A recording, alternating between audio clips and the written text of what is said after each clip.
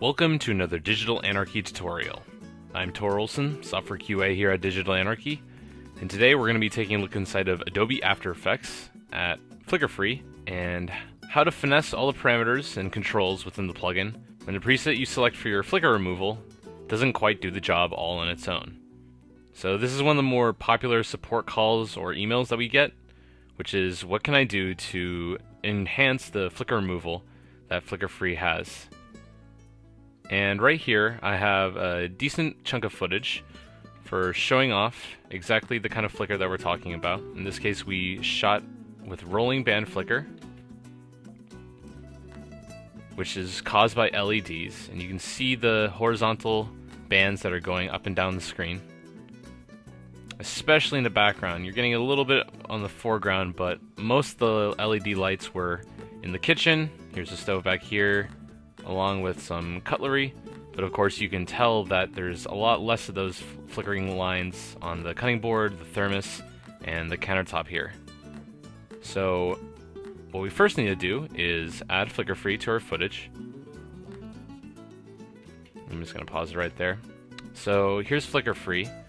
Now we're dealing with rolling band flicker, so I'm going to go ahead and select our rolling bands 4 preset. This is the best preset to select when you're dealing with rolling bands because of the way that the parameters are all set up from the get-go. First of which is sensitivity. The reason why we're selecting a sensitivity that's so low, we could go as far as we like, which is not necessary, is because the rolling bands are only taking up so much of the space on the screen. Sensitivity is designating how much of the frame we want to be looking at to detect our flicker, so having a low number makes sense. If you had thicker bands, maybe you would want a sensitivity of about 5, but for horizontal band flicker, going above that doesn't really make a lot of sense. So we took our first step in how to deal with rolling bands flicker. Now what's another good tip I can do? Well, if you have flicker that has wide variances in brightness, maybe I want to take my threshold and crank it all the way up to 100. Now we're going to be looking for lots of variances in the color and brightness in the image. This parameter is actually really valuable if you're dealing with flicker that is having a lot of destruction, either creating dark or bright regions that are so dramatic that they're destroying a lot of the detail and sharpness in the image. And another way that this can be done is through the time radius. Now, for a brief little lesson on how Flicker Free is working behind the scenes, what we're performing is frame interpolation. We're looking at some frames before and after the current frame, analyzing those frames for the brightness and color differences, i.e. the flicker, and then correcting those variances so that there is a mean or average brightness throughout the frame. Time radius indicates the number of frames that we're going to be looking at before and after the current one. So in this case, we're looking at 17. 8 before, 8 after, and the current one.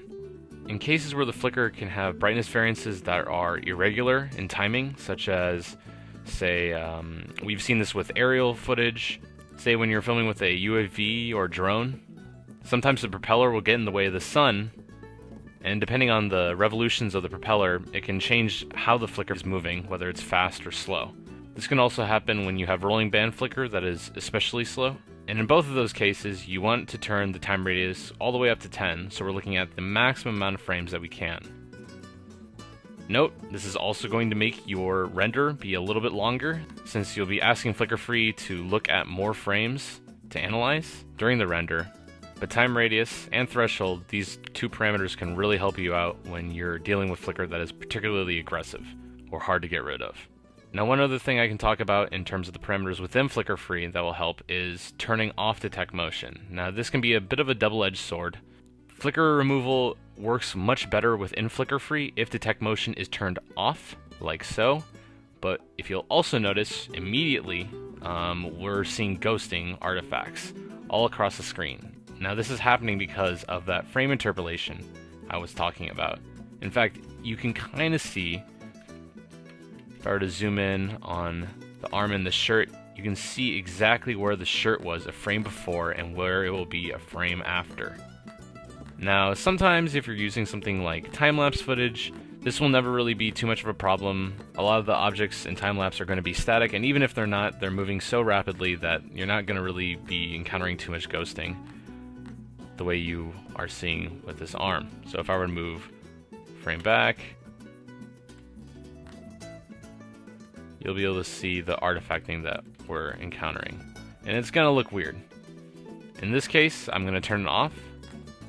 But in other cases, like with time-lapse, like I was mentioning before, it is wise to try it out, turning it off, because that's the best flicker removal that the plugin will have to offer.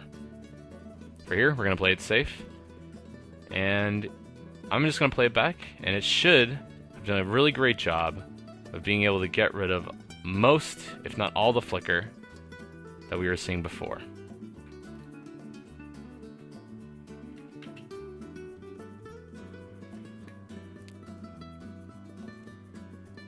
And yep, this is with it off, or this is with it on and off.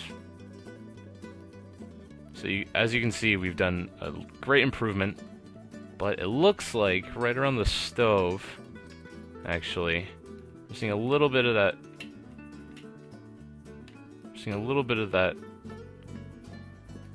Strobing going on, yeah, especially in this area over here. And on the lights here. So while we've been able to get rid of all the minor flicker that was, like we were seeing earlier, in the immediate foreground, on the thermos and the cutting board and the counter, we still got some leftovers. And in this case, we're going to apply a second passive flicker free to get rid of that. So I've already got it set up. We've pre-comped our sequence. And in this case, I'm just going to take our first sequence and add it into our timeline. From here, I'm just going to go back into our effect palette, select flicker free, and apply it. And just to play it safe, I'm going to go back to Rolling Bands 4. I'm going to do everything that I did before, crank up threshold to 100. This may be overkill right now. We're going to zoom in to where we were seeing those trouble areas before, here and here.